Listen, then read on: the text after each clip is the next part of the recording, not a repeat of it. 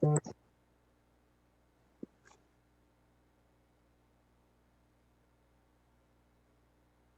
you hear me, Gary?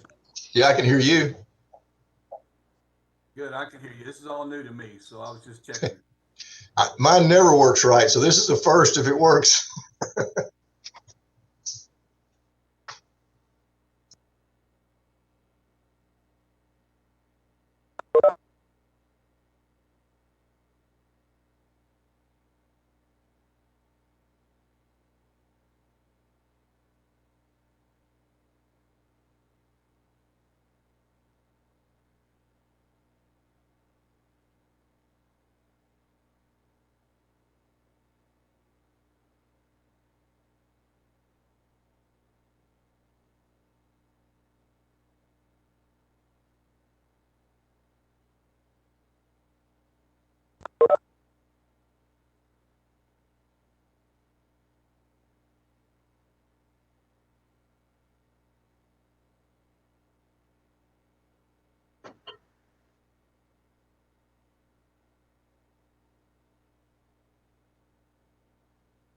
By the way, welcome aboard, Ron.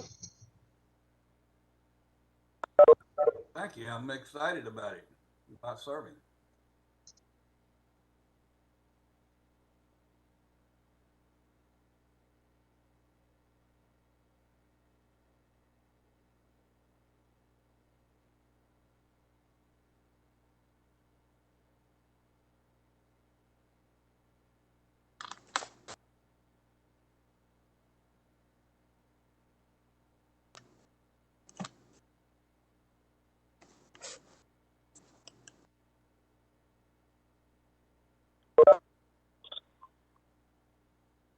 Hello?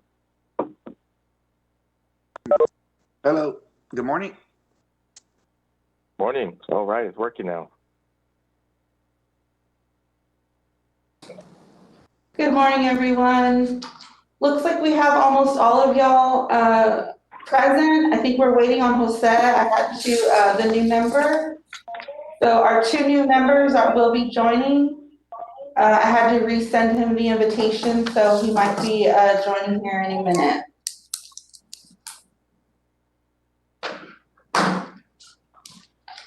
Morning, Gary. Hey, good morning, Ram. How are you doing?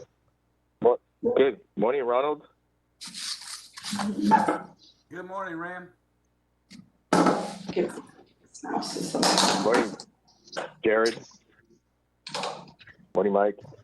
Good morning, Ram. I was thinking you forgot about me. Everybody. Jared, I haven't been able to forget you in the last 20 years, man. Oh, then I must be doing something right.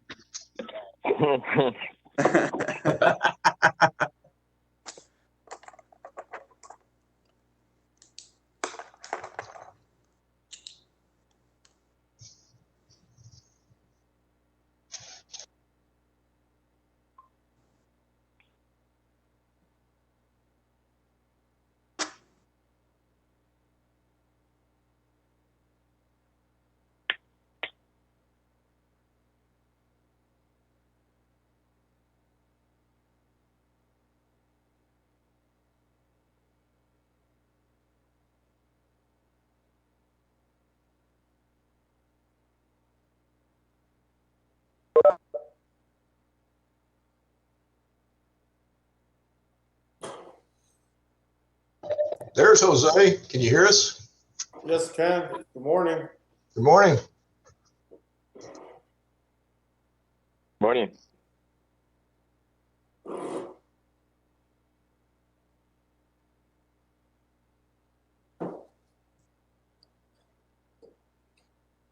Catherine, is that everybody?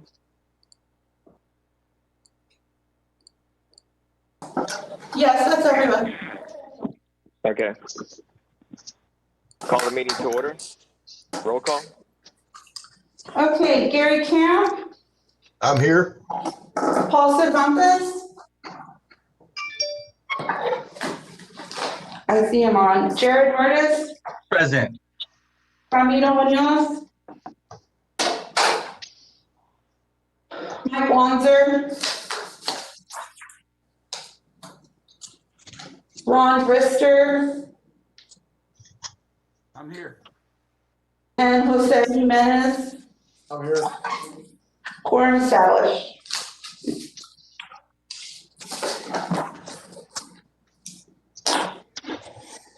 Okay, so we do have a public comment today, and it is a call-in request. So I will be calling Ms. Carrie Robertson Meyer. Give me just a moment to call her in. Well, hold on. I'm going to open up public comment, item number 2. Okay, thank you. Oh, I don't need it to the 9.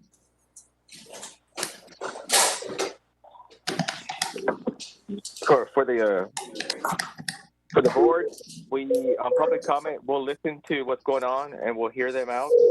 We don't have to respond to them. It's to our discretion. Hi, Carrie. This is Catherine at Development Services calling you in for the Construction Board of Advisory, Construction Trade Advisory and Appeals Board. Go ahead. You have 3 minutes. Hi, this is Carrie. Can you hear me? Yes, ma'am. Okay, they're talking right now though. Let me mute some of them. I'm listening to the meeting and they're not hearing me. No, they can hear you. The voice is Oh, is it delayed or what's going on? Okay. The RAM was up. There's a little bit of background noise. I've muted everyone. Right, I'm muting everyone. Are you ready? Yes, ma'am. First of all, my name is Carrie Meyer. I live on Beach 4401 Gulf Breeze Boulevard, North Beach Community Association. The Building Code Board of Appeals on February 13th, 2020, that I'd like to bring to your attention. I know that this board is a compilation of that board plus others. I think some of the members present today were part of that February 13th call last year. Also, what happened that day to be precedent setting, which is why I want to make sure that you guys are aware of it.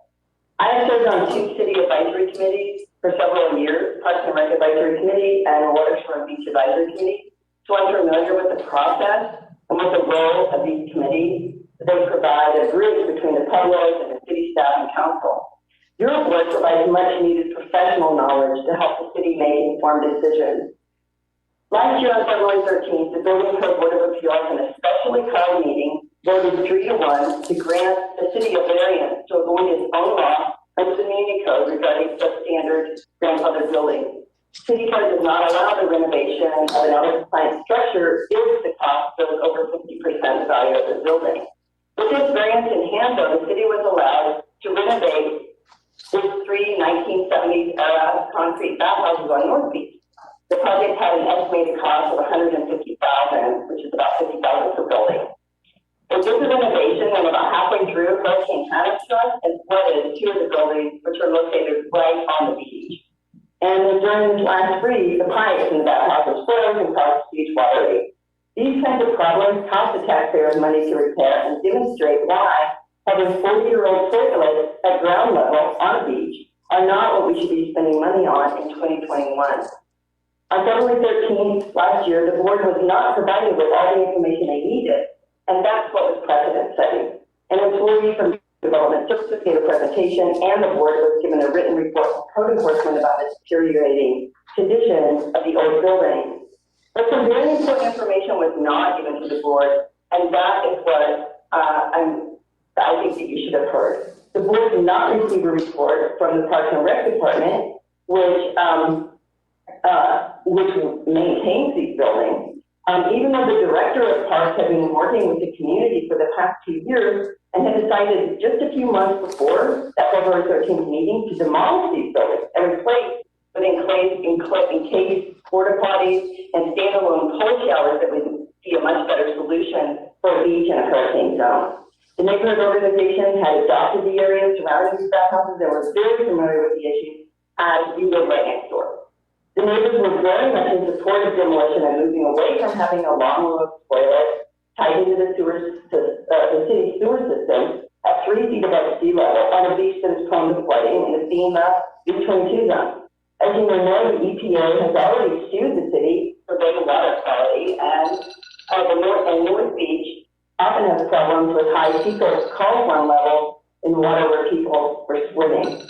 I'm almost done here. If you could allow me a minute more. So the city staff called a special meeting of this board, asking them to approve their variance request without presenting the board all the relevant information about the case and without telling the neighbors who have been working on this exact same case for 2 years that the meeting would even take place. Since then, I've been trying to get a recording of that meeting so we could hear what was said, and my vote turned out 3-1 in favor of the variance, because we cannot understand why a board of professionals would make that decision. I think it was because they were just not giving us the facts, and that error falls on the city staff for not including Parks and Rec in the loop, as they would have explained the history of these structures, which have been a nightmare to maintain. In response to my public information request to get a copy of the recording, it turns out there was no recording. And I thought that was strange, since every citizen advisory committee meeting I have attended has been recorded. The minutes were very vague and do not reveal anything about the discussion. I know from serving on boards that members are all giving the professional time and energy to serve, and that we want to be effective and make a difference. The last thing we want is to provide a rubber stamp for whatever the city staff puts in front of us. And in order to do that, the board members need all the relevant information. And I want you to know what happened as a warning, because it can happen again. If our boards are to make educated, informed decisions, we need to hear all the information, positive and negative, and we need to ask questions about the community input. Our group was not told about the special meeting, even though city staff knew we had a direct connection to this issue. If you choose to discuss, past staff provides you with information about variance changes, we would be happy to come speak to you and provide all the details about what happened on February 13th, 2020. Thank you for your time and your service to our city. Thank you, Ms. Meyer. Bye-bye. Bye. Thank you. All right, this is Ram Munoz. I'm going to close out item number 2, public comment, and open up item number 3, approval of absences. There's none, so we're going to go on to item number 4, discussion and possible action regarding nominations for chairman and vice chairman appointments.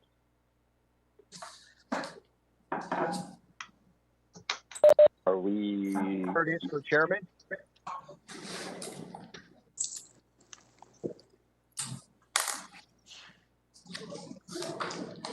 So are we looking at nominations, or are we looking to revote this year? Right, we need a motion of a nomination and then a vote.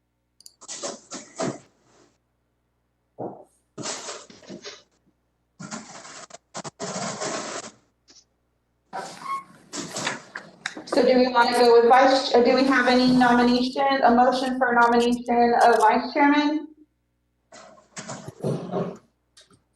Gary, would you like to serve as vice chair another year, or? Yeah, sure. If you guys want me to, I will. Okay. I don't believe the rules allow for that, does it? Don't we have to pick new vice chair and chair every year? Does it have to change? I believe it does. Good question. I'm not sure if the bylaw.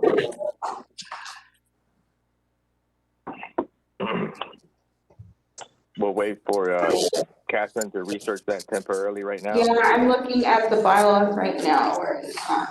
We may need to consult Buck too. Buck's not on the meeting. He had something else scheduled, so.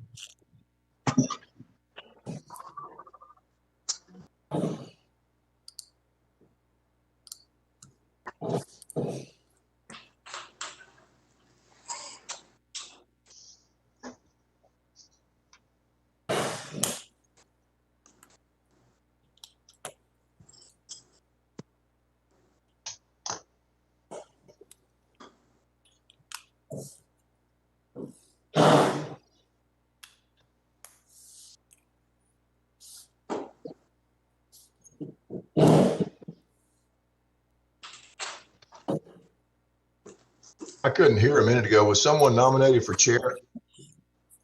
No, sir. Okay. Jared Murn is for chairman. Okay. No, nobody yet.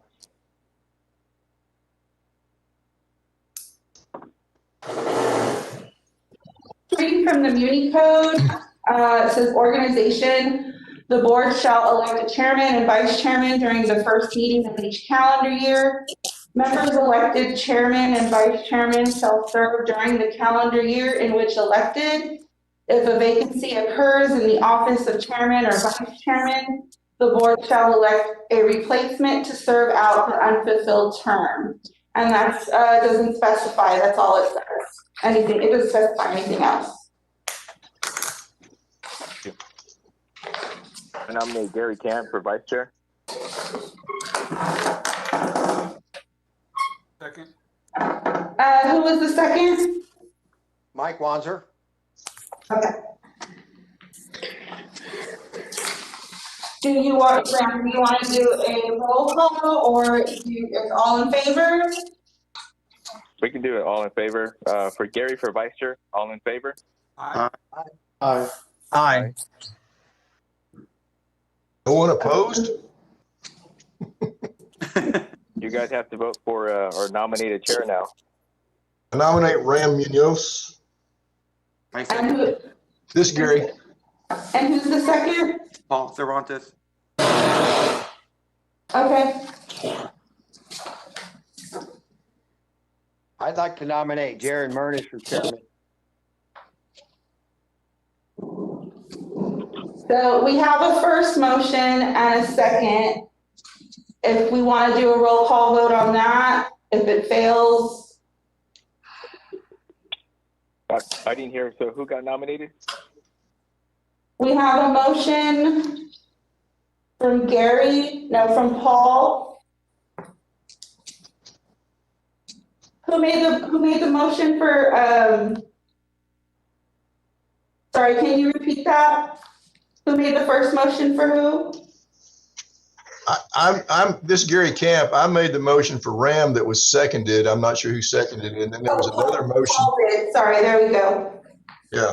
Then there was another motion for Jared, and I'm not sure who made it, and I don't know if there's a second. Okay, so we need to vote on the first motion. Do you want to do a roll call vote? Roll call vote for motion number 1. Ram Munoz as chair. All in favor? Aye. Aye. Any opposed? Okay, motion passes.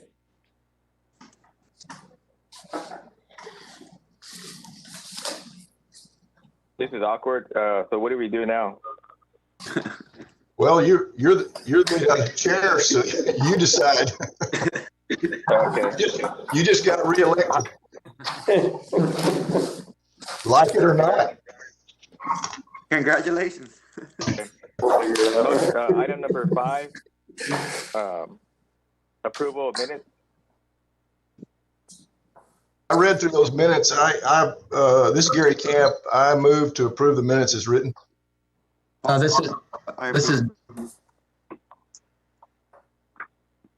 This is Jared Murtis. I second that. All in favor? Aye. Aye. Aye. Item number 6, appeals.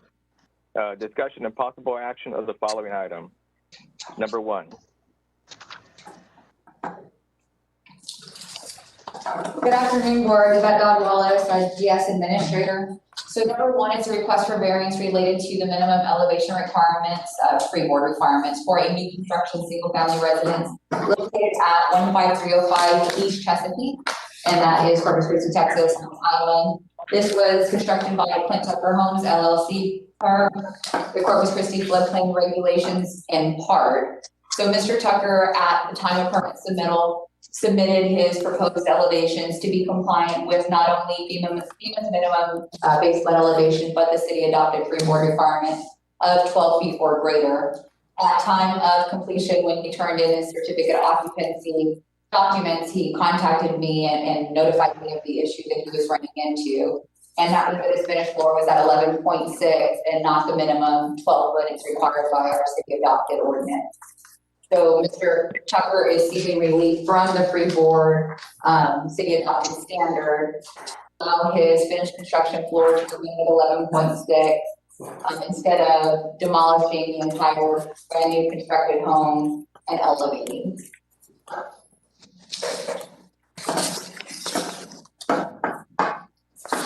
And of course, we recommend disapproval of variance because it doesn't meet our standards that we've adopted. But this is up to the board's discretion, of course. So this is Ram. So it meets the current building requirements for the building code, right? Where it does have 1 foot of freeboard above the currently effective map. Is that correct?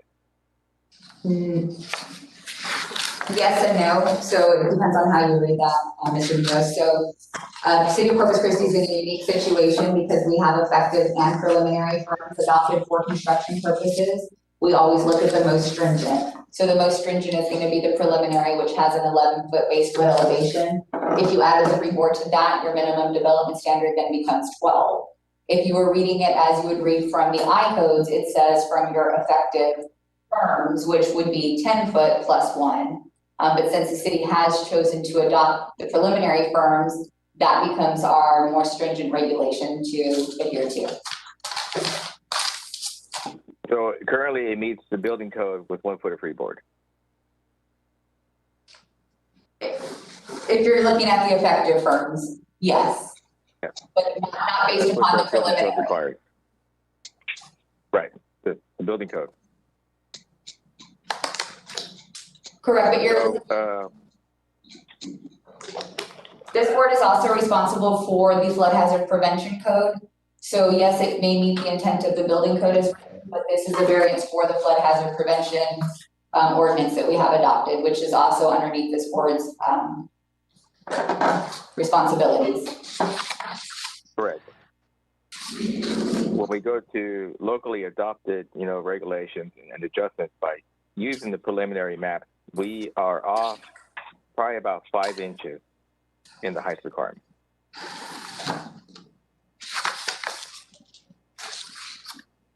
Yes, depending on where you're at within the city, there are portions of the firms that have different datum conversions. Right. So, I mean, what we have here in front of us, it should have been 5 inches higher for it to pass. Correct. And in speaking with Mr. Tucker, what had happened on this one is this was his first new build after the pre-board adoption. So he was just going with what he was used to constructing to. So he was looking at the base flood elevation and didn't really understand the freeboard requirement as it was his first structure that he had taken permit out for after we adopted this requirement. Okay. Thank you. No problem.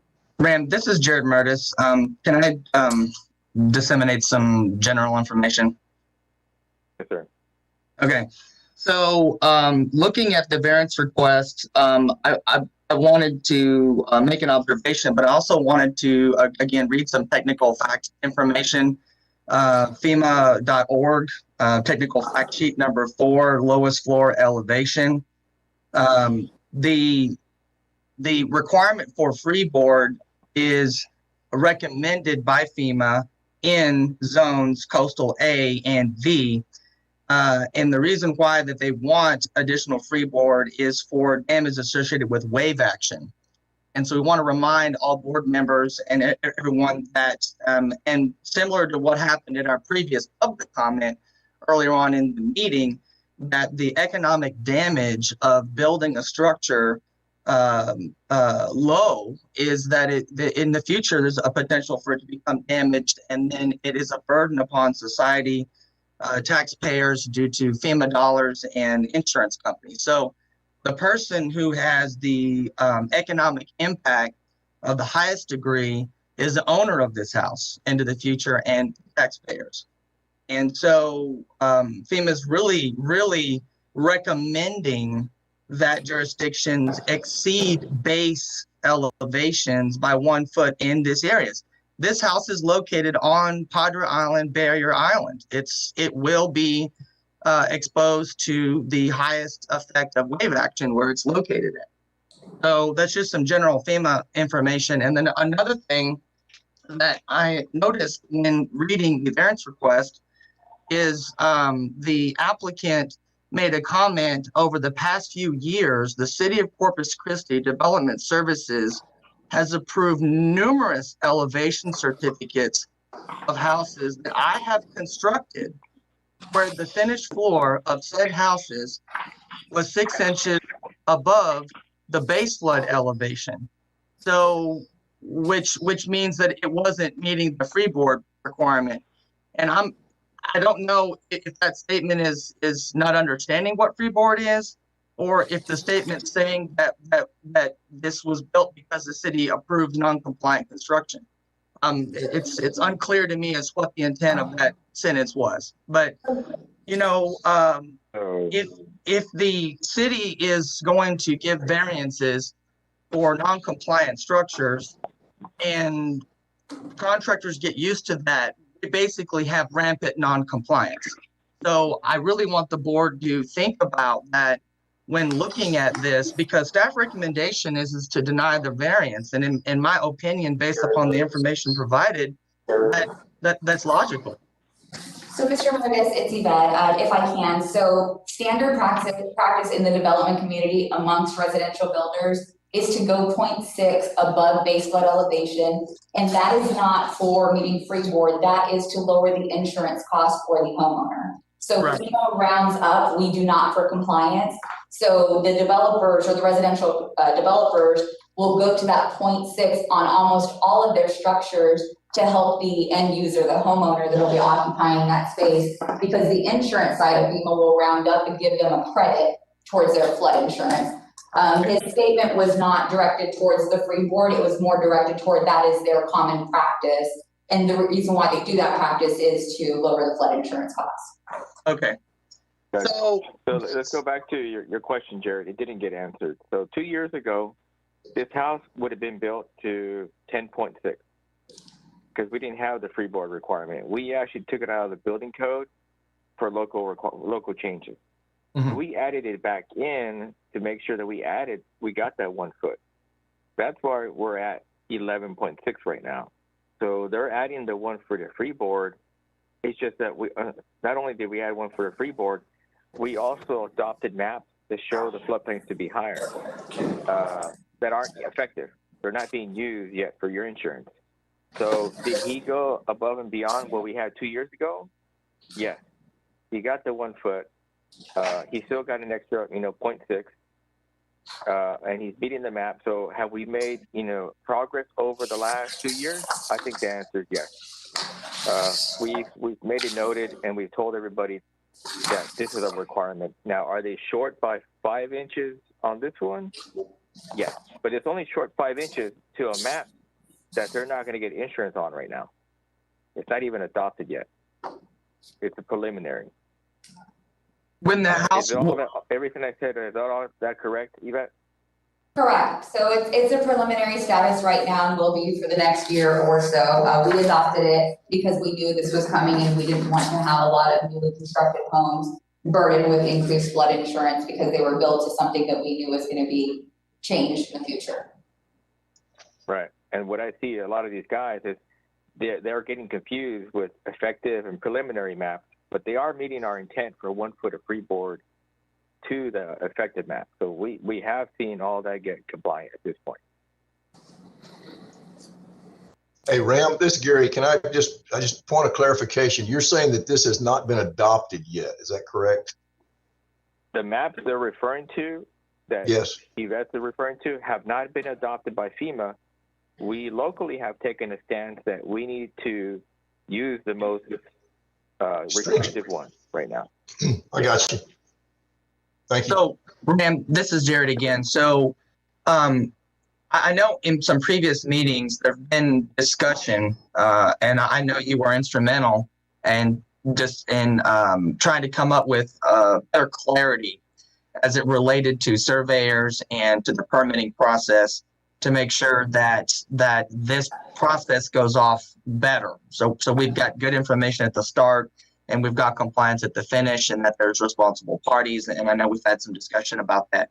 So on this particular project, when the project was permitted, was it clear in writing or unclear what the city's adopted maps say the 1 foot freeboard told, at the end of the day, what this project was supposed to be? Is it clear? Was it clear? And is it documented? And isn't that really the issue we're talking about here? Is that? Well, what we can do is, if we can scroll up on this appeal, and can you show us a preliminary elevation certificate? So it's not in that packet, but Jared, I can answer that one. We gave you the final in here. So at time of permit submittal, I'm sorry, it is in there. At time of permit submittal, the contractor submitted a pre-construction elevation certificate that clearly indicated that the finished floor would be at 12.5. Okay, 12.5. Okay. 12.5. So You say 12.5, but the 12.5. elevation certificate calls out the minimum elevation to be what? It had both effective and preliminary listed. That's the requirement that we have right now, since we have adopted the preliminary, is that both are indicated at time of permit. So that way, Can you show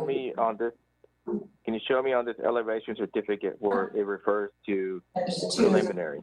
First one. So go to the first one and scroll down. So if you look at section B, and you'll look at B4 through B9, you'll have the effective as your first row, and then they clearly mark preliminary and provide the preliminary firm data. Right.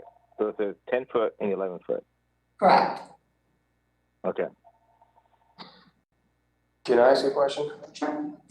So, just because I'm not educated on the flood side of it here.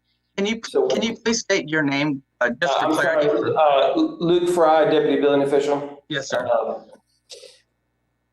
So I understand. You're saying that we adopted preliminary maps. So let me shed a little bit more light. I know that they're still labeled preliminary, but the maps are actually finalized. They're being held up because we're working on a map panel for our downtown area and one for the city of Driscoll. So we know that they're not going to change any further. Okay. We are just waiting on the federal government's timeline, which everyone knows could take a long time to process anything. So we knew that we didn't adopt them until they were final. Now, they have not been published as final yet for FEMA and replace our current effective. Okay, so we're talking about preliminary maps that are just not finalized. They're not but they're not finalized. going to change Correct. for our area. Okay.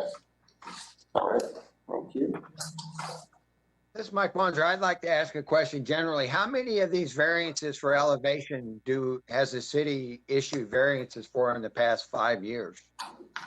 I would say the number off the top of my head is less than 5. I can recall 3 of them that came to the board in my time, and I don't know if any were taken prior to that. And I was the reviewer for a few years, and usually these guys hit it right the first time. Usually it's just the garage that's not compliant, and we can work with them on that. There's things that they can do to make that right, but we hardly ever get finished floors that are not compliant. Has Mr. Tucker on that one, variance maybe before? we get 1 a year, 2 tops. And that's it. I was asking if Mr. Tucker had ever had a variance issued before. He has not. Okay. That's all I have. I'm gonna ask for a motion. I still don't. This is Jared Murtis. I'm still not clear as to the question that I asked. So the question I asked was it clear as to what the requirement is, and what is, I think that's really what we're here to discuss. Where there's what's required, and then there's bending what's required. And then so if we have a preliminary application that is saying the base flood elevation was at 11 feet, and we have a requirement of a 1 foot freeboard that is a city requirement. That's correct, right? Correct. Okay, so I'm going back to the surveying and to Ramiro Munoz, looking at the application information. was it unclear that 12 foot is our basically minimum requirement? So if you scroll, who's ever operating the screen right now for the package, scroll down. One more page. Right, no, so it's on the next elevation. Scroll 1, 2, 3 pages. Scroll up. So based on this paperwork, it doesn't show you the freeboard. Well, it doesn't specifically call it out as freeboard, but it does show, scroll down back to the C. On C2A, it calls out the proposed development at 12.5. Right. So it doesn't call out the freeboard, it just shows the finished floor to be higher than what's required by the FEMA maps. Correct, because we can't change a federal government's document. And it doesn't, the current elevation certificate doesn't have a portion to call out freeboard yes or no. So that is not our document, that is the FEMA's elevation certificate.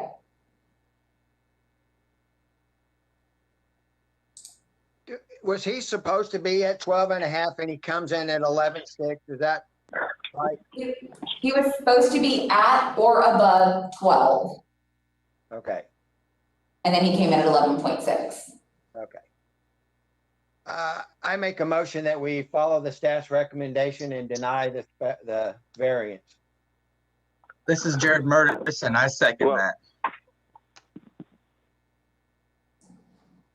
Do we have some more discussion? So on this submittal here that I'm looking for the FEMA map or the FEMA certificate, has it been modified from what's currently being used? Because I'm not seeing where you're supposed to add the preliminary information. No, it's unique for our jurisdiction because we're one of the only few that have adopted preliminary. So the recommendation from FEMA is to add a second section to your section B or to add it in the comments. Because there aren't very many communities that adopt preliminary for construction purposes. But you told me earlier that you couldn't modify this paper, so you did modify. We didn't modify it. They just did a second entry on it, but we didn't actually add a new box or check mark or anything like that to it. Yeah, can you scroll to show the preliminary part of it? Which is where? Yeah, one of these Show documents. me Scroll down. B4. Some people put it in the comments. This engineer just happened to stick it in section B. Most of them put it in the comment section. There it is. Yep. So we did modify the form to work for this jurisdiction. So we did modify a federal form. So why don't we modify to include the freeboard? That way there's no issue in the future because it's contradictory to what I heard earlier. We did not modify the form. The engineer of record that prepared the form put that information in that way. We can only put stuff in the comment section, which is where we would advise to put it. So if you're asking for staff to now request that every elevation certificate tell you yes or no whether it meets freeboard, well, they're all going to say yes because we have a freeboard requirement, or they should all say yes. Then we would need to push that to the preparers of the elevation certificates. So it's your engineers, your architects, your land surveyors that prepare them, because they're the ones that prepare these documents. Staff just reviews what's submitted. Right. Staff accepts them, whether they'll accept them whether they meet the code or not at that point. So we could direct them to add that to the comment section. Again, it's going to be, all of them would be freeboard because that is our current adopted requirements. We would have them indicate freeboard met, yes or no. Gotcha.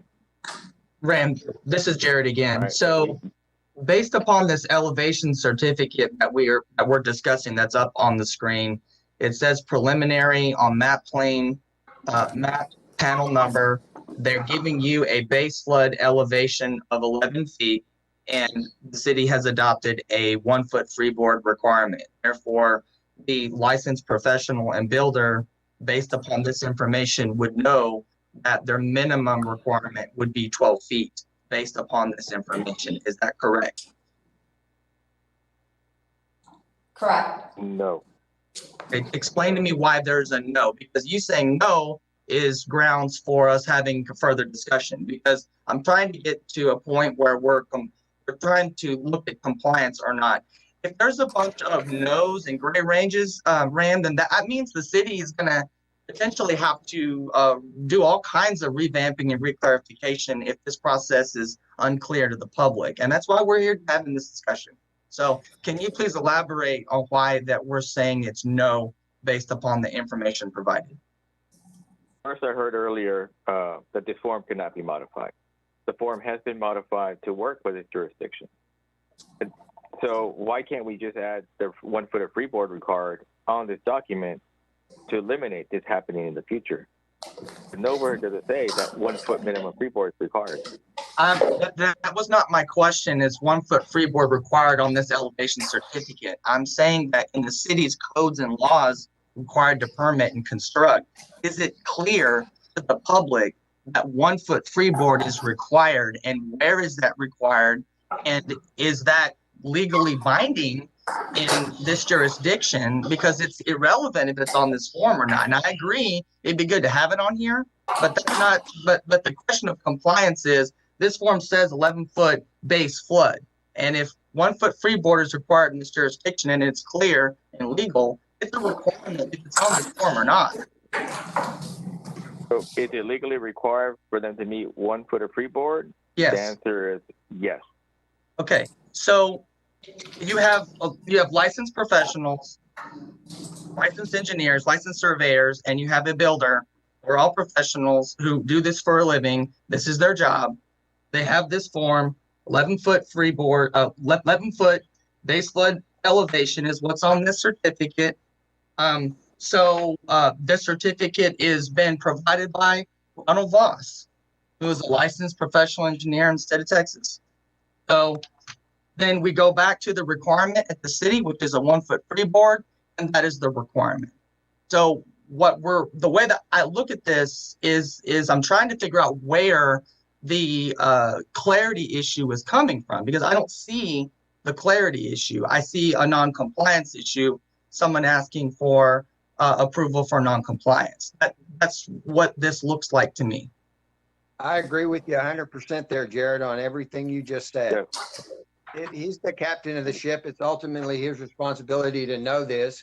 We're all trained professionals. And make your lumps.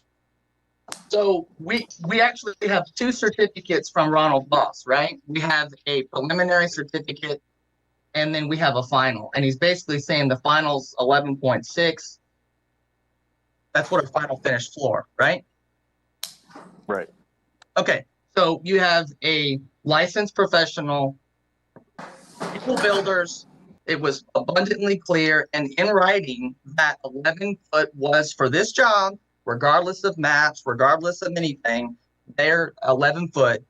And we know by law, it is a 1 foot freeboard, which means 12. And the same individual certified that number 11.6. So the only thing I can think of is they either go find another surveyor to verify the accuracy of the information, and then come back and with better instrumentation or whatever. But at this point, it's really an issue of allowing a non-compliant installation. And it doesn't appear to me to be that there is confusion as what the requirement is. Now, if this board wants to make a recommendation to the city to help clarify and make it clearer about it. But see, coastal facilities are having this problem, coastal areas are having this problem across the country. And so there is unique natures of it. And this board needs to also understand how complicated federal government is. And I do understand how much time it takes and whatnot. So if there is confusion and we want to be extra clear, like require something multiple times, whatever, I mean, let's look at the city's processes, look at the permitting process, let's make recommendations on it. But based upon the fact that we're not dealing with unqualified people, we're dealing with qualified individuals that are executing these documents. We're not, you expect professionalism and exactness from people who are licensed, and it's their job to do that. And that's my opinion. That's what the world requires of me. I'd like to interject here, Mike Wanzer. I'm not sure that the system is been built without notification because a lot of these permits and houses are being built with no problem. 99% Exactly. of them have no issues. Right. So I think the community, the building community clearly knows the rules. That would be, you would think so, Mike, because that was and I think you were asking the question about how many of these variances come up, because it's not very often. That means that the community does understand what those requirements Yeah, are. I thought, so on that part, I thought this was his first house. So, is that correct? It's his first house coming that he constructed after the freeboard was adopted, not his first house being built in the city of Corpus Christi. He's a custom builder, so he's not high volume, but he has built some other structures here. And this is Gary So this Camp. is the first one he's done in years then. But I have a question. This is Gary. Has he built other homes since this one that meet the 1 foot freeboard that we're asking for? I would have to pull a report from him. To be honest, when we receive final elevation certificates, we don't go into each permit to see who the builder is. We just look at the data submitted. So we can pull a report and come back to the board with further information for Mr. Tucker. So we had a motion earlier by Jared. Before you call the vote, Ram. Mike Wanger that made the motion. Yes, sir. Ram, before you call the vote, I know we're still in discussion. I understand where everybody's coming from, but there is a precedence out there. You know, as a general contractor, I look at things a little different, I guess, than you professional engineers. But the idea of substantial performance comes into play. And, you know, yes, by the letter, maybe he didn't meet the 5 inches, should have been 5 inches taller, prevent flooding and whatever the issue may be. But there's an issue here of the preliminary versus adopted and blah, blah, the stuff that create a little bit of confusion for me. And if this guy's continuing as a builder and he's meeting everything on the homes after this, we've only got this one home here, then I look at it a little bit different. I just want to interject that into the conversation. Gary, thank you. This is Jared Murdison. On that topic, let's talk about who owns this house. So who is the owner of this structure? I would have to go pull the permit history. Typically, when we receive a permit application while it's in development, the builder is also listed as the owner until he sells the home. Okay, so let's basically, so most likely Mr. Tucker doesn't personally live in the structure, right? Right? No, somebody else owns this structure. So I can't confirm that at this time, but we can pull that information and bring it back. Okay. Well, if he owns that structure, it's a different conversation. But in the builder environment, the intent is that's their business and they're selling the structure to somebody else. So this board needs to also understand that we're here to protect the welfare of the public. And that is two components. That's the owner of this house from a financial burden into the future and to tax dollars. And nationally, that's a big issue with FEMA is tax dollars. And so that's the by having these extra heights and capacities to prevent future damage, loss of dollars, and disruption, economic troubles to the owner of the structure. And I think it's important to know that's part of this discussion is we're trying to do the best thing for the person who owns the structure. So if this one went to court, it would rule in favor of the contractor. Just been through these before, in the sense that he met the minimum requirements of the building code and the local jurisdiction adjustments were there, but he performed enough where it's going to be in his favor. Yeah, that's that substantial performance doctrine. It's been around for 100 years in the construction business. I think we need to consider it. This is Mike Wanger. I'd like to get a clarification. Isn't the current building code what the city has adopted? I mean, whatever amendments that we have adopted, that is the current building code, and this is part of that. And are you saying, did I understand that Mr. Tucker has already been to court with this? No. So if this were to go to court, right, the building would get insurance from FEMA, right, Yvette? because it meets the requirements for FEMA. Correct, and even if it didn't meet the requirements, FEMA would still insure it if they sought federal flood insurance. But this is Luke Fry. So, but it's at a different rate. Is that correct? It's at a different rate, of course, and even this one at 11.6, if once preliminaries are adopted, they would still get an actual discount because it would be above base flood elevation. They get a greater discount for being constructed with freeboard, but they would actually receive a discount with this one. Yeah, so they would get rated at a 12-foot elevation for a 10-foot requirement, correct? Correct. They would get rated as a 12-foot for a 10-foot requirement, and then as a 12-foot for an 11-foot requirement because they round up for insurance. Right. So technically, right now they technically are 2 foot above for insurance purposes if this house were to be lived in. Building code wise, they meet the building code. The only part they're not meeting is the adoption or the local change where they want you to follow the most stringent between expected and preliminary. I'd like to interject here. If they're not complying with all the code, then they're not complying with any of it. It's not, we don't get to pick and choose the parts we want to comply with. They're in compliance with everything except, and that except makes them out of compliance completely. This is Luke Fry. Hey, Ram, you said 2 foot. I'm seeing 1'6". Am I seeing that wrong? Yes, sir. So with the 11.6 on the insurance side, they round up to a 12. Okay. So insurance will round to 2, correct? Okay, insurance rounds to 2. Okay. Yeah. Ma'am, if we start as a jurisdiction, and I can understand a general contractor or builder's perspective, but when you look at telling the public that, well, you're not following city requirements, which are legally binding within our jurisdiction, but if you go to court, you'll win. What you're basically telling people in the public, builders and contractors, that you can probably bend the rules at the city of Corpus Christi and get away with it.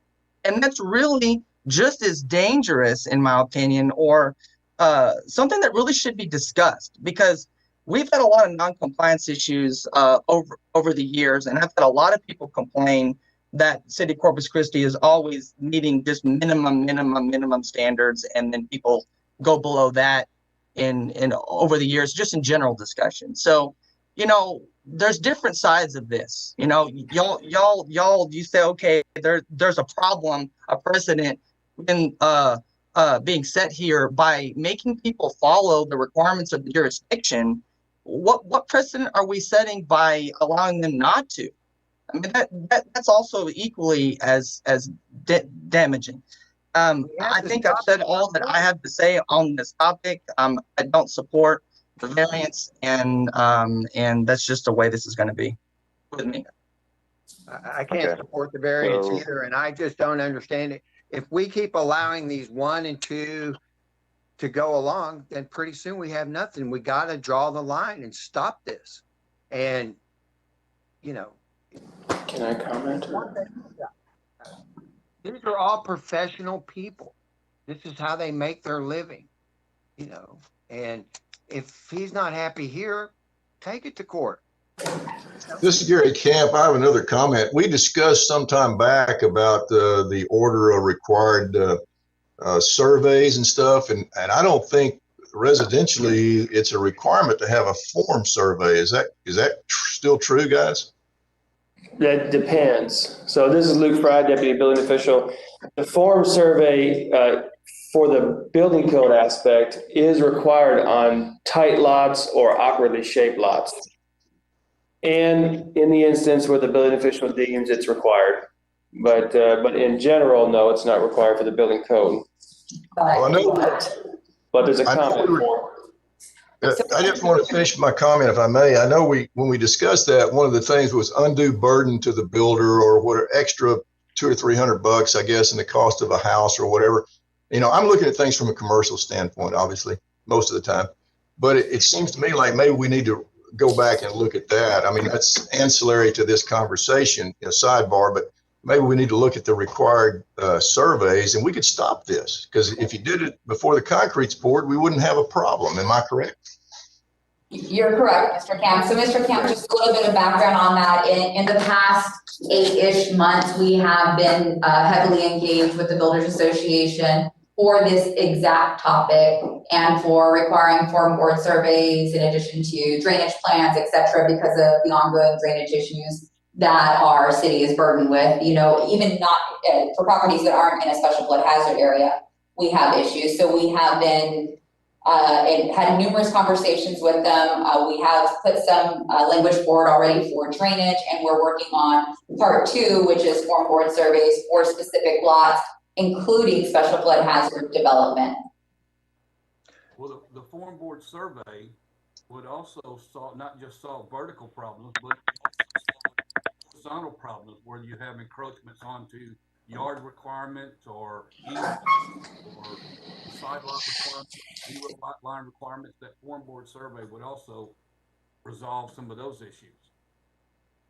This is Luke Fry, Deputy Building Official. We would love to get form surveys on every single project, but we're not there yet based on our conversations with the home builders. We're trying though. This Mike Wander. I'd like to make a comment on what Gary said is, you know, have these form inspections. That's certainly a service that's available to any builder building a home, correct? I mean, to ensure that they were in compliance, they could hire someone to do that.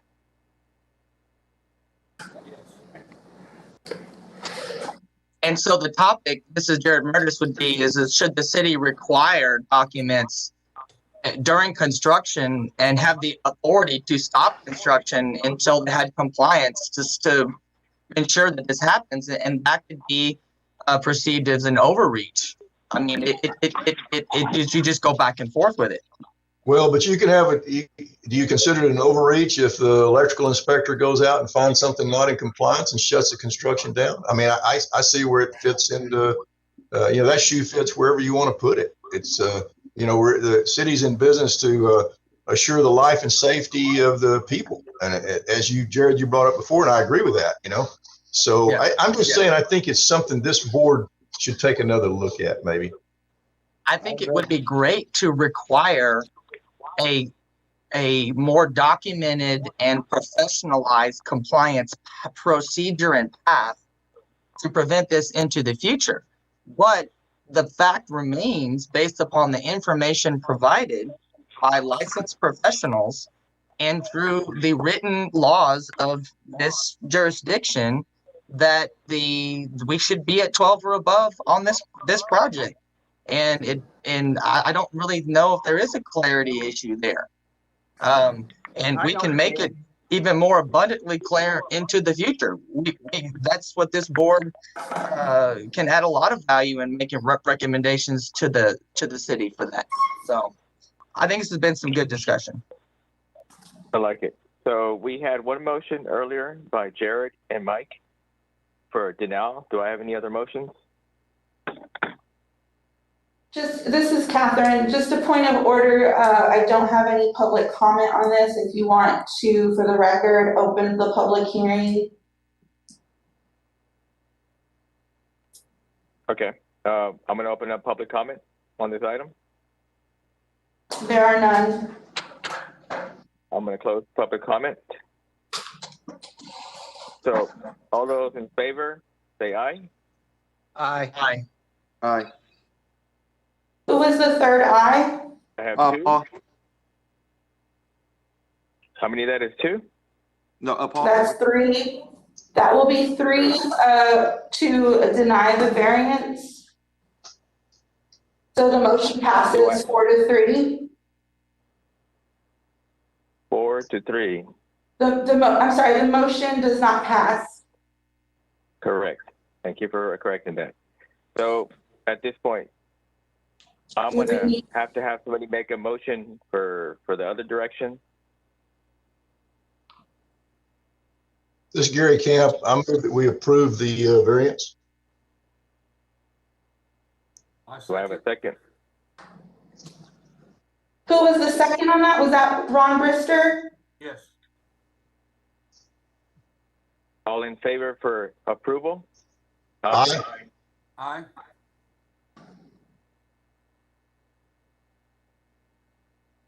And those Was that that a vote total of- nay? Jared, nay. Paul, nay. Oh, Catherine, what was that? I have Paul Wanzer and Jared as nay. Is that correct? Paul Cervantes as nay. Right, Paul Cervantes, Mike Wanzer, and Jared Meredith, so the motion passes. Okay. So the motion passes as denied. Motion passes as approving the variance. Approve the variance, okay.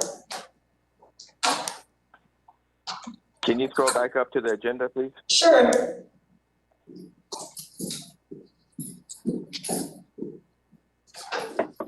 I'm going to close on item number 6 and open up item number 7, discussion and possible action regarding recommendations on the formation of subcommittee for the 2021 International Code Series Review. All right, good morning all. This is Luke Fry, Deputy Building Official. Have you all seen the proposed 2021 code adoption timeline? Yes, sir. Okay. Give me a moment, I'm scrolling down. We're gonna scroll down so everybody can get a look at it.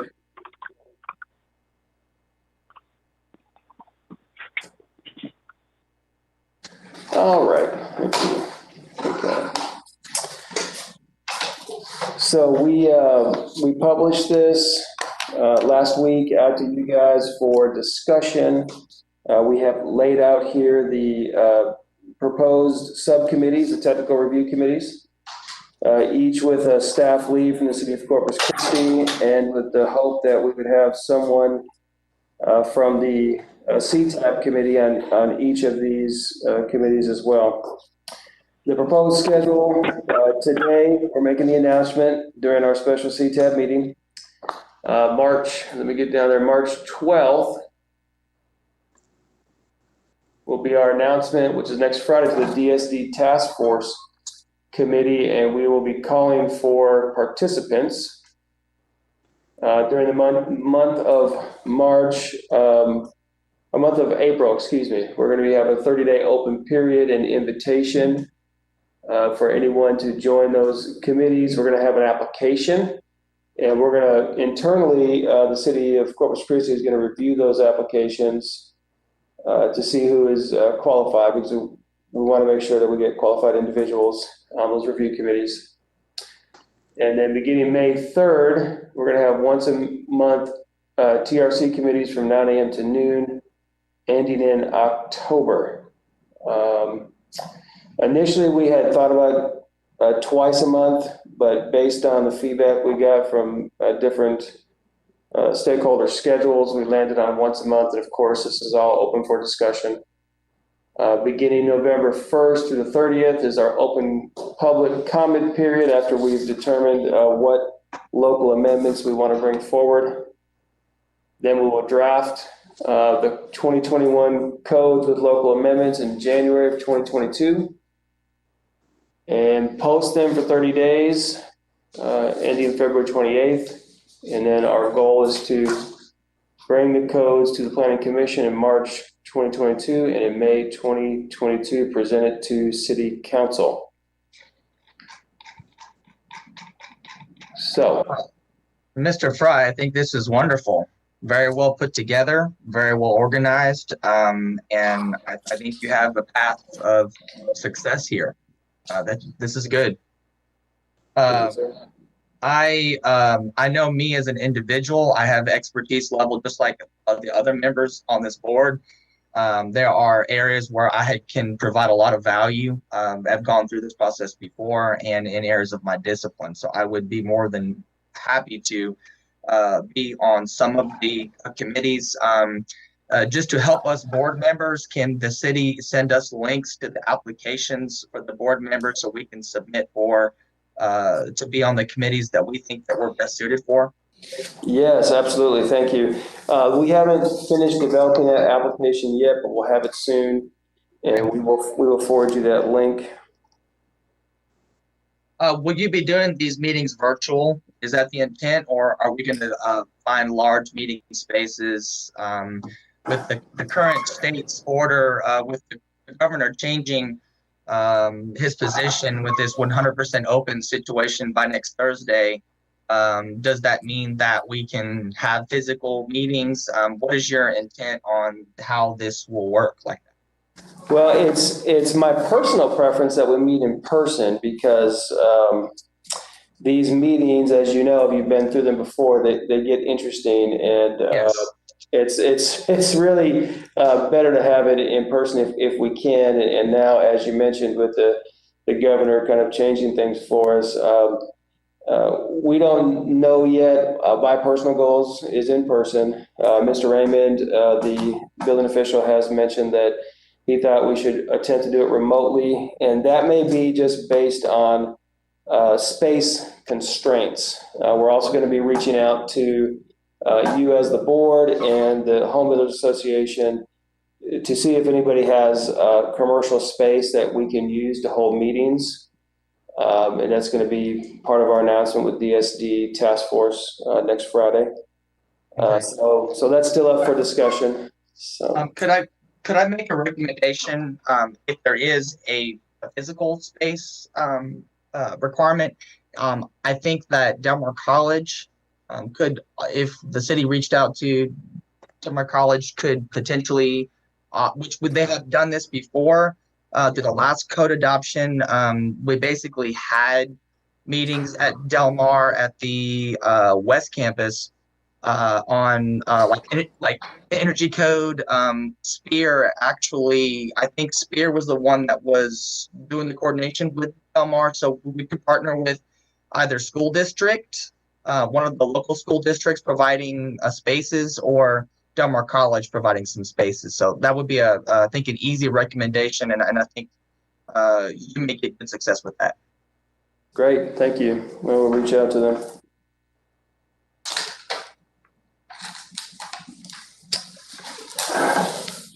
All right, any other comments on the code adoption proposed cycle timeline? I got a couple quick questions. So we got 7 committees, one from the city, one member from the city staff, one member from this board, and then 10 people that get to apply. So, Jared, you won't have to apply to be on it. You're going to be able to be on the committee as the one member, the way this reads. Well, so that wasn't our intention. Our intention was 10 participant max with the city member and the technical or the CTAB member, excuse me. So and our intention was to have everyone fill out an application except for the city staff. So that's the way, and you can interpret this, I guess, a couple different ways, but that's the intention behind what we were trying to communicate. Yeah, it says at least one Corpus Christi staff member and one CTVAA member for committee. So right. That would seem that we have to pick somebody from here.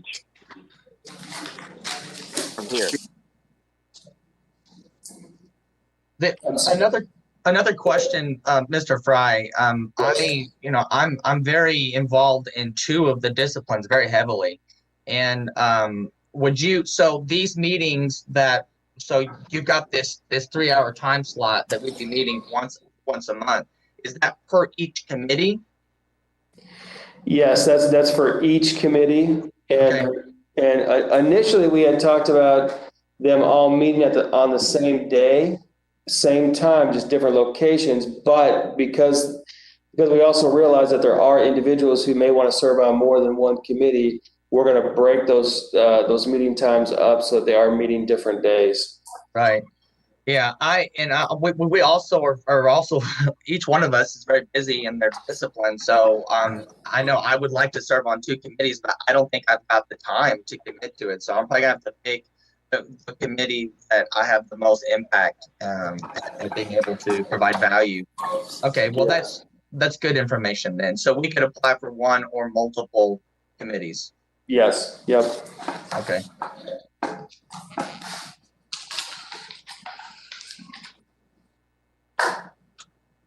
All right, no more questions? This is Paul Ram. Mr. Fry, like me personally, I would like to serve on the NEC, so I guess you guys are going to email us the link so we can apply?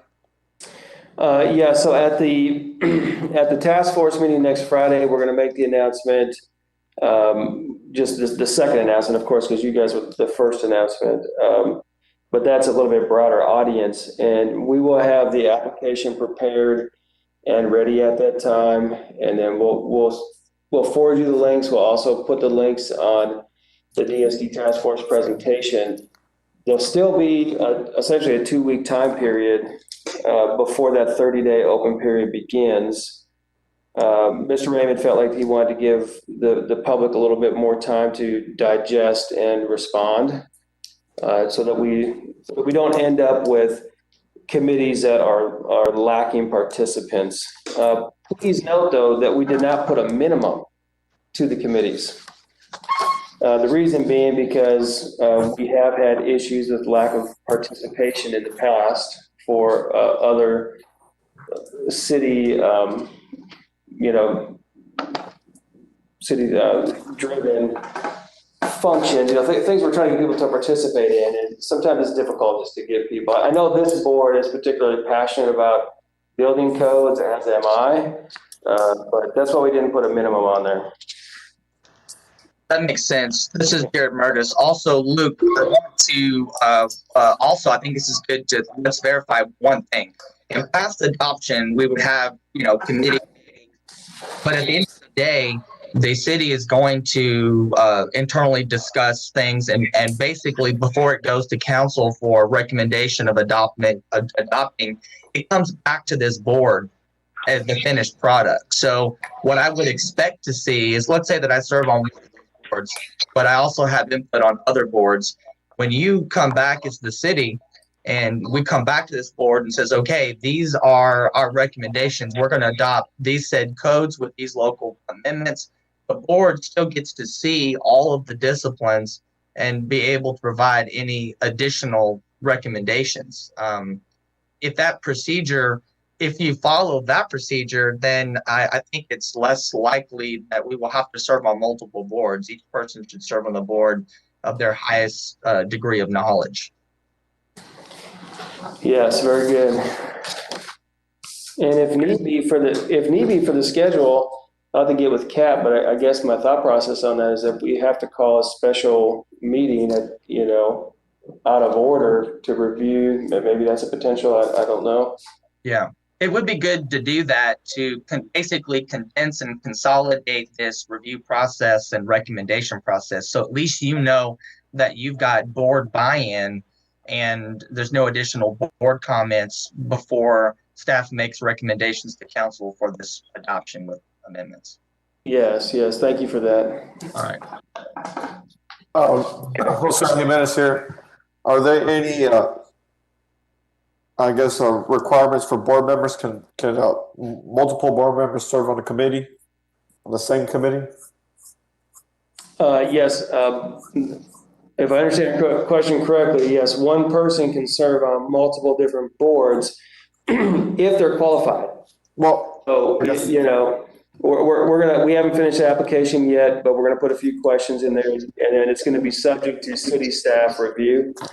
So, and I think Mr. Raymond and I will be reviewing those applications just to see who's actually applying. All the stakeholders get a voice, but for the review committees, we really want professionals on those committees. Correct. I'm sorry. Let me restate that question. Can multiple board members serve on the same committee? Yeah. All we're requiring is that it's a minimum of one. Our hope is a minimum for one CTAB member to be on each committee, but if all of you join the building code, that's fine. Thank you. Yep.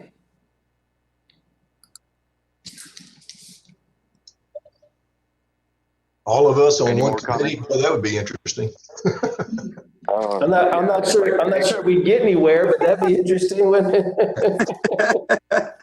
Mr. Fry, this is Jeremy. I want to ask one more technical question to the review process. The last code because the ICC or the International Code Council family is, they're in the business of making money on their publications.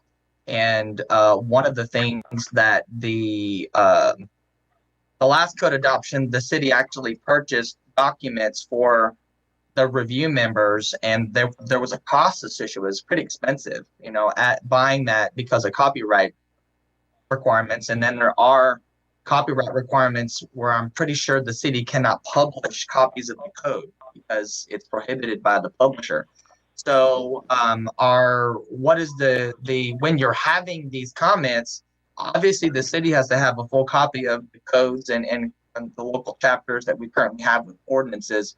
But we're going to have a discussion either on your application that you require anyone who participates to purchase their own version of the code, because having somebody there without documentation, I don't know what value that has. I wanted to bring up that this did come up last time, and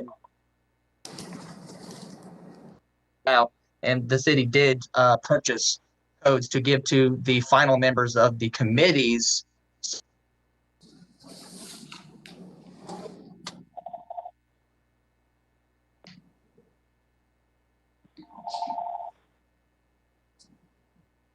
It's like I've lost audio. Ram, are you trying to say something? I can't hear you. Right now, can you hear me? Okay, yeah, I can hear you now. We lost audio there for a second. I want to respond to what I heard Jared say, and that is that we have already purchased 2021 code books for the purpose of this review. The one publication we have not purchased, which I think would be helpful, well, two of them. It's number one, the analysis of changes, and secondly is the book that shows, and I don't know if it's been published yet either, but the changes between 2015 and the 2021. So the I-codes, they do that. ICC does that for the 3-year jump or the 6-year jump. But we do have the base code books here in the building. We've already purchased them, ready to go. Okay, thank you. Mm-hmm. Do we have any other comments or questions from the board? Oh, I'm sorry. Mike Wanzer, I think what Jared was saying is that if you're going to serve on a committee, you probably need to buy your own code books. Is that right, Jared?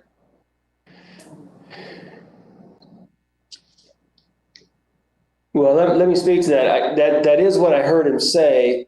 But what I'm saying as well is that we already have those books. So if somebody has a 2021, we'd encourage them to bring them just for, taxpayer benefit. But if they don't, we have the books that they can use for that review. All right, thank you.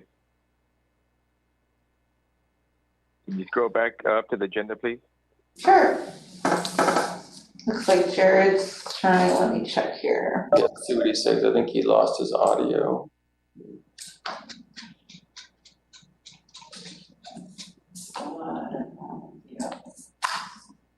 Okay.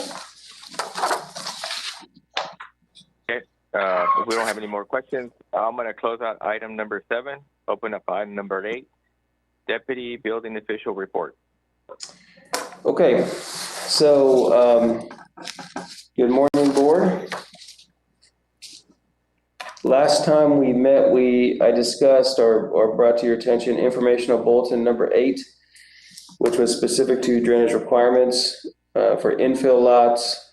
And we've modified informational bulletin number 8, and it has been published, and it will be effective April 1st. We've modified it to include all drainage requirements for all projects.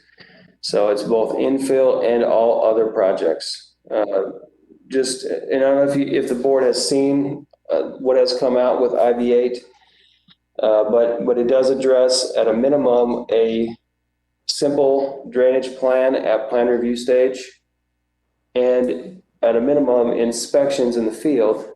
For infill lots, it is a drainage plan at plan review, and it is a survey document or a document prepared by a registered engineer or a surveyor for the final to show that lot drained to the approved source. We've had significant issues with drainage in this community. And we've had a lot, it's gone all the way up to council and come back down. So we feel and we hope that this informational bulletin number 8 and these new requirements will help our community with the drainage problems. Secondly, upcoming in May is the Building Safety Month. The theme is Prevent, Prepare, Protect, Building Code Save. The weekly themes are week 1, Energy and Innovation, week 2, Training the Next Generation, week 3, Water Safety, and week 4, Disaster Preparedness. We are currently really looking forward to Building Safety Month as a building department, and we have a lot of internal discussions trying to formulate how we're going to best project this time and help educate the community. And we're also looking for engagement and involvement from local contractors and builders and suppliers to participate in Building Safety Month. And that's what I have. Thank you. Closing item number 8. Item number 9, do we have any future agenda items? Rand, this is Paul. Yeah, Paul. Hey, sir. Sir. On the last agenda, I had brought up the fact about out-of-towners working, doing electrical work. And for the local guys, including myself, we're in compliance, and we keep getting carded, but They're saying it's lost connectivity. Yeah. I don't know.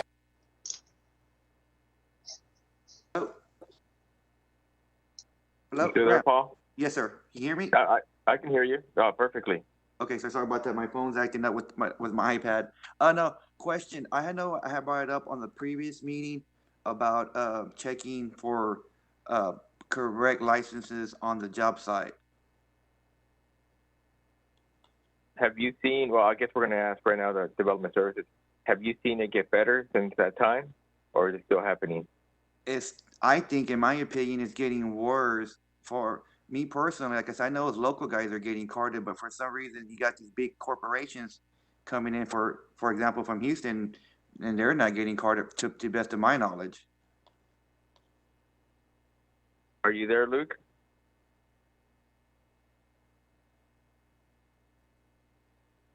It's just me and you right now.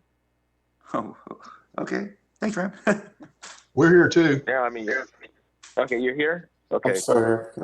Maybe we'll give it a couple. Yes. Okay, hi, gentlemen, can you hear me? Yes. Okay, so we had some technical difficulties there. So what I was trying to say was that I can't say if it's specific to large commercial contractors or out-of-towners. We have electrical contractors very frequently that we show up and there's not a master on site, there's not a journeyman on site, there's not even an apprentice on site. There's just guys out there drilling holes and pulling wire, and we ask for cards, and they frequently don't have them. So it seems to be rampant in this town. So what do you do with that? What we do is we warn them, and then we warn them and ask them to, have their master on site, or have their journeyman on site, and we try to contact them too. But oftentimes these permits, they're pulled by a master electrician, and he's not always there, and I don't think technically he has to be there every minute of every day. No, you're correct. For example, I'm a master. I can pull permits, all over Texas. As long as I have a lot of journeymen at the job site that represents my company, that's more than enough. But me personally, or as the rule is, you can't have more than 6 journeymen per master, and you can't have more than three helpers per 1 journeyman. Right. The biggest issue we've seen has been on smaller projects where it's just 2 or 3 guys working, and like I said, none of those guys have cards. They don't have any kind of documentation. So we warn them, but we don't. Like, for example, we had one last week where we responded to a call where somebody had a complaint, We went to the site and we asked them for their documentation of their licenses. They didn't have any, so we warned them, but we didn't shut the site down because they didn't call for an inspection, right? So we responded to a complaint, went over there, but it's, other than warning them, I'm not sure what kind of teeth I would have to shut the job down. This is Paul again. As a former city electrical inspector, back when I was the inspector, we had the power to A, stop the job site, talk to the builder, and talk to the actual master who pulls a permit. The biggest problem that we're having in Corpus, and it's hard to prove, you got somebody's uncle's nephew pulling a permit, and now all of a sudden they're contractors. That's the biggest problem that we're having in Corpus, and we've had that problem even back when I was an inspector. And I know it's hard to enforce, but before my electrical board got dismantled, the city inspectors were cracking down, and we were having special meetings literally once every 2-3 weeks because people were getting caught working without licenses, and we were holding the master accountable for pulling a permit.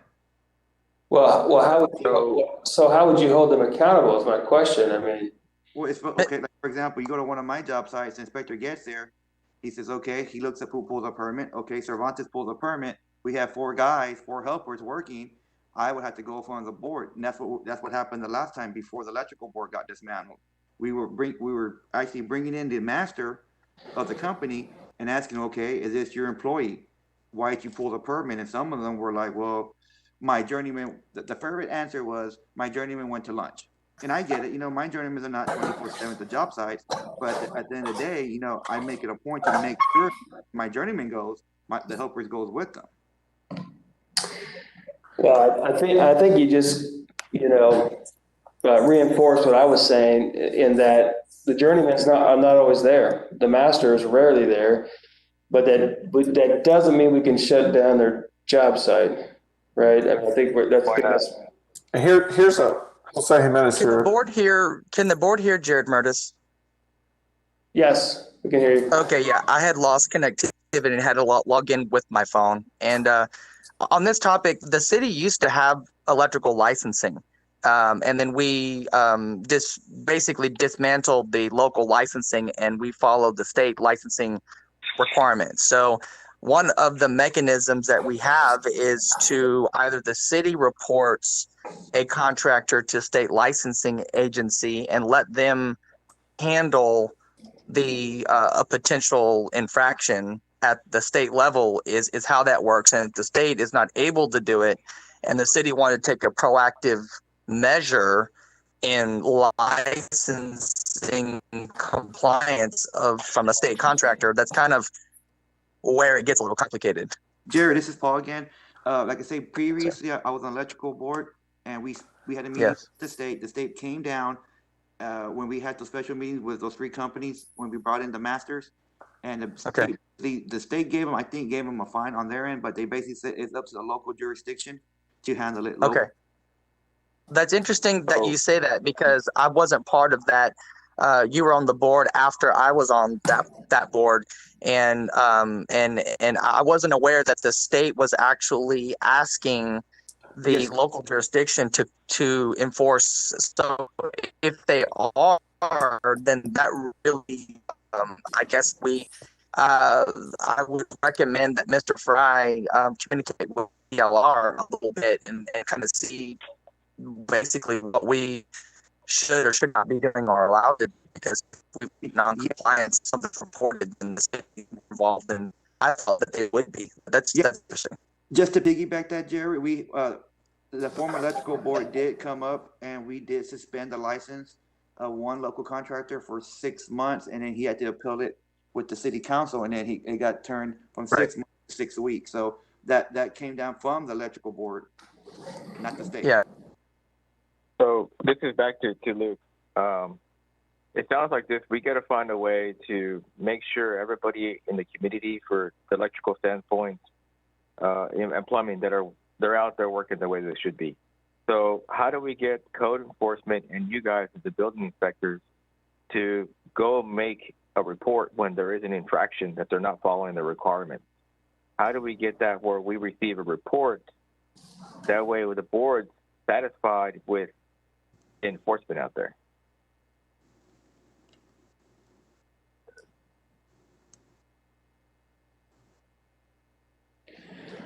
Okay.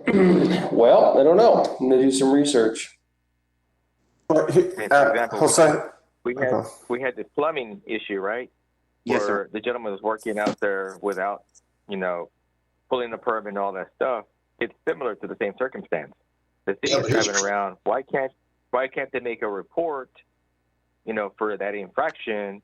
And we have a process every month that you guys send us reports for all these, these infractions that, after the second infraction, they're written up or they're going to get, either suspended for 6 weeks or suspended for 3 months.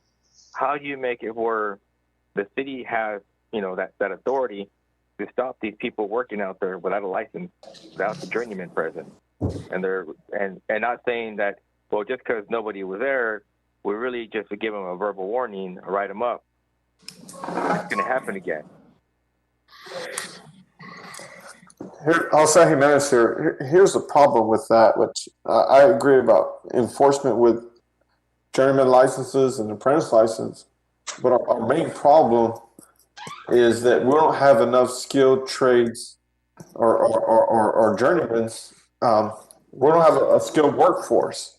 Our problem, my problem, is finding licensed journeymen and licensed apprentices. There's so many people who want to come into these trades that don't take. They've been in the trades for 10, 20 years.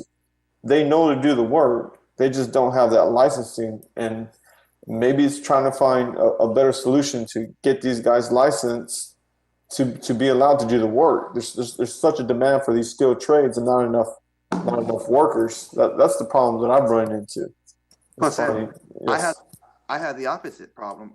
My company is small. We're family-owned company here from Corpus. I got another master, besides myself, plus 3 licensed journeymen, and at the same time, it's not fair for me and my family because I'm having to compete with guys like you just said who have 20 years who can't take the test. So I'm being penalized. My company is being penalized because my licensed journeyman who took the test, who passed the test, but I'm having to compete with those guys who don't, and it's not apples to apples. At the end of the day, the point of this committee is to make sure that we protect the homeowner. And most homeowners don't understand that when you go buy a house, you would think it's wired by a journeyman, but it's not. It's wired from a helper who has 20 years experience, who can't pass the test, and that's not fair for the homeowner who's spending $200,000, $300,000 for a home. Right, but that's why there's inspections through the city. The inspectors go there and verify that all the rough ends are complete, and that's why we have city inspections, and we have a contractor's insurance, general liability, to protect the homeowners or the buildings from any liability caused by the installation. I agree with you. So, okay, well, what I'm going to do then, fire all my journeymen, don't pay them journeyman wages, hire helpers, and I can be like everybody else then, right? Is that what you're telling me then? Because it's going to get inspected to the city. I got my GL. That's not, you know what I mean? That's not a correct answer to our problem. Our problem is, let's take care of those people who worked hard to become legitimate masters, who became legitimate journeymen. I have a guy who, unfortunately, I have a helper who's been with me for 15 years. He can't pass the test, but guess what? He's stuck with a licensed journeyman because I'm trying to follow the rules, but you got the other guys or not, and that's not fair for me or the homeowner. Mm-hmm. No, I agree on we need licensed journeymen, but we need to also try to make it easier for some of these guys who've been in 15, 20 years to acquire some type of license that says they're a journeyman. I don't know if it's going through, this is all going to the state, but a lot of guys can't get the hours signed from their previous master electricians. And what can we do to verify their hours? Yeah, but that sounds like what you guys are talking about. That sounds like you got to work that out with your state board. Right. And what we got to worry about locally is enforcing the building code. Mm-hmm. Yeah, our city is clear. You need to have a licensed journeyman on a residential job site or a commercial job site at all times. And no more than 3 helpers per journeyman per residential or commercial job site. That's the city ordinance. So what I hear is that we're trying to find a way for development services to enforce that properly, to start writing citations in order to shut down a project after so many. Is that correct? Yes, sir. Okay. Thank you. Thank you, Ram. Are we still on future agenda items? Is that what we're on now? Yes, sir. Future agenda items. This is Luke Fry. Let me just make a comment. Development Services doesn't have a way to write citations at all right now. We don't write any citations or tickets. We get the code enforcement branch involved for that. Okay. Wonderful.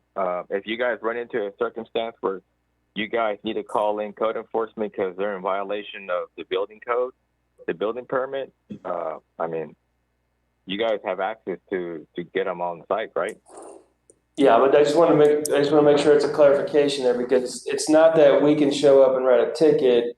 We have to get them involved. We have to coordinate a time, get them over there. So if we could write a ticket as soon as we saw something, that would be much better, but that's not the position we're in. Luke, can you not take a photograph and provide it to code enforcement at that point? Well, but we're talking about having, what am I going to take a picture of? The apprentices that are there without cards? I mean, we're talking about workers being on site. This thing is much harder to track than an installation of something that was incorrect, right?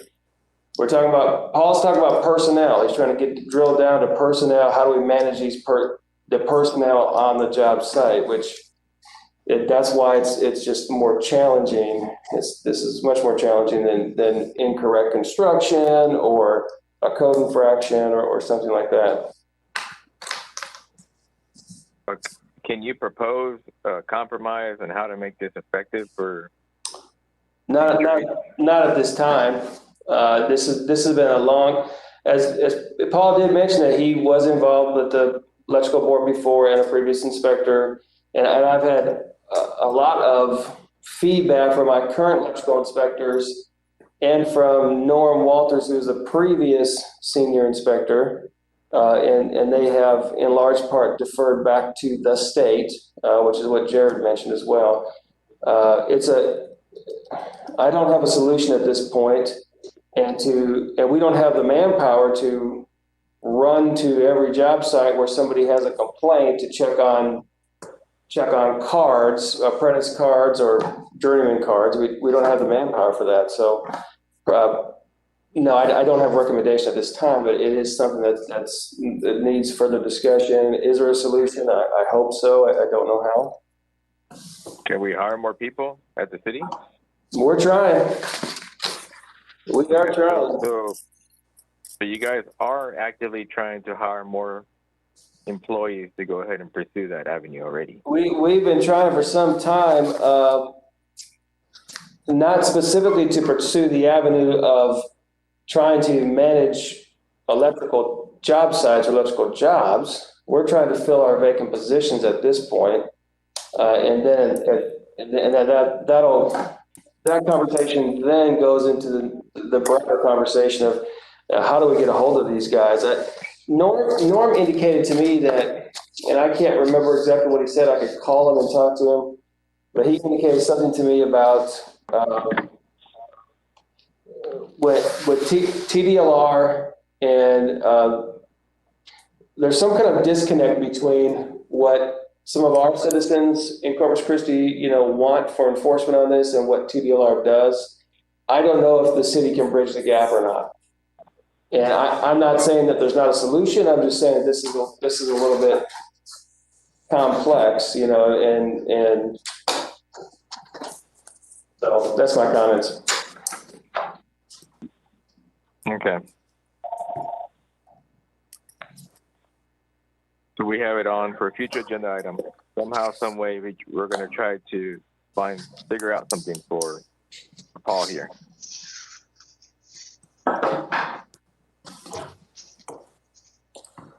Do we have any other future agenda item? Yeah, this is Gary Camp. I got a couple of things. I'm not sure this is the right venue, but I want to get a quick discussion. All three of these items involve development services that we run into recently, okay, on multiple commercial jobs. So this is not just a one-time thing. One of the deals seems like there's some confusion with, let me back up. Development services approves a set of plans, okay? Set of plans goes out to the job site, whatever. along comes a plumber or in some cases fire contractor or whatever, and we end up with some confusion over meter sets versus full taps. And so we end up paying for full taps twice or meter sets twice because there's nothing that goes to the water department other than a work order. And that work order has no plans, has no nothing. So obviously people are going to try to pay for the cheapest way out, which is a meter set. I just want to get a communication line between development services and the water department or whoever's setting the meters and make sure there's a clear understanding of what's got to be put into that project out there. That's one item. Second item involves the fire department. Oftentimes we get a set of plans approved by development services and the fire department comes along in order to permit the fire sprinkler guy, whoever's putting in the underground, and they want something different. Case in point, the PIVs. They always want to post indicator valves when it's not required, and the civil engineer has got an approved set of plans that doesn't have it on there. My clients are looking at paying more money. I just think that's another thing for discussion. The other thing is I'd like to revisit why we did away with the project managers at development services. It used to be a great point of contact. We had one person to talk to. Now I don't know, and Yvette can jump in this if she's still around.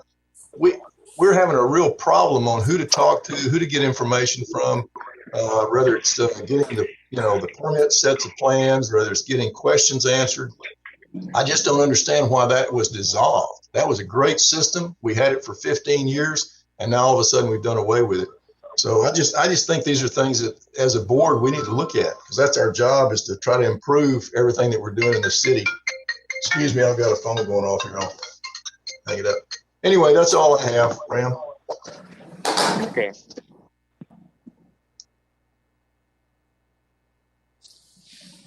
Do we have any other future agenda items? Okay. If we have none, do I have a motion to adjourn? Motion to adjourn. Second. Do I have a second? All in favor? Aye. Aye. Good meeting, guys. Super.